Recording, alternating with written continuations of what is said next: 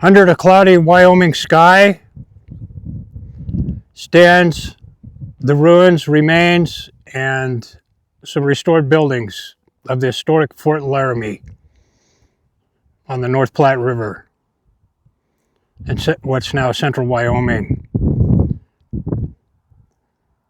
It operated up into the 1860s, but it did not begin life this way. Fort Laramie was here because of beaver. Imagine that. A rodent.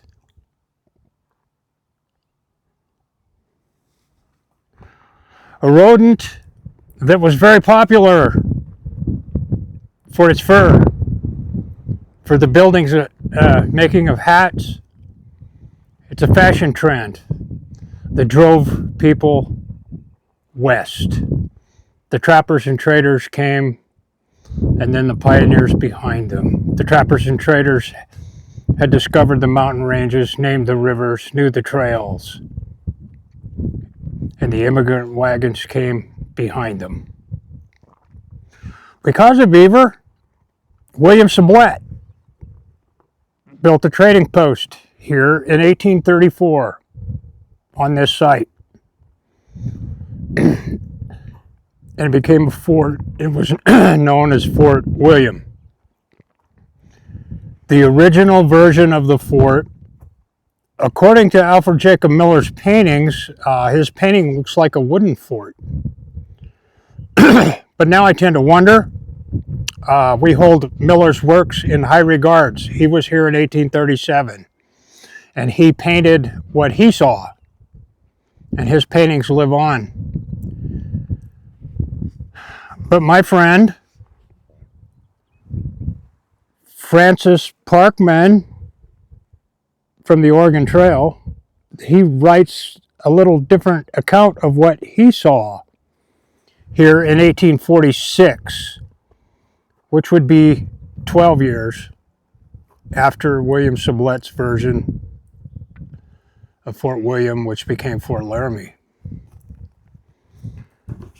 So I want to share with you what Parkman wrote.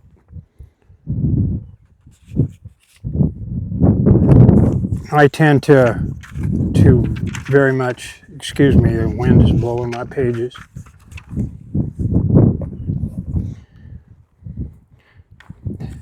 So Parkman arrives here with a traveling companion.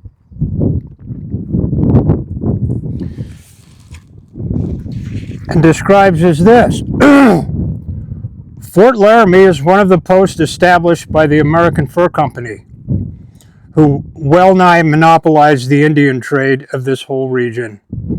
Here their officials rule with an absolute sway. The arm of the United States has little force. For when we were there, the extreme outposts of her troops were about 700 miles to the eastward. The little fort is built of bricks, dried in the sun, and externally is of an oblong form with bastions of clay in the form of ordinary blockhouses at two of the corners. The walls are about 15 feet high and surmounted by a slender palisade. The roofs of the apartments within, which are built close against the walls, serve the purpose of a banquette. Within, the fort is divided by a partition. On one side is the square area, surrounded by the storerooms, offices, and apartments of the inmates.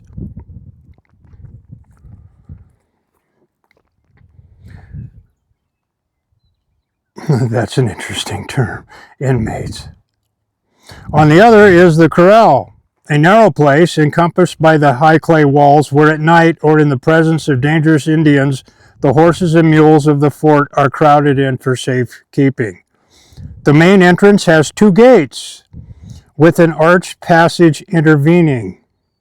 A little square window, quite high above the ground, opens laterally from an adjoining chamber into this passage, so that when the inner gate is closed and barred, a person without may still hold communication with those who are within through this narrow aperture.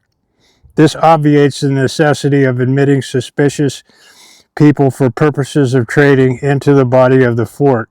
For when danger is apprehended, the inner gate is shut fast, and all traffic is carried on by means of the little window.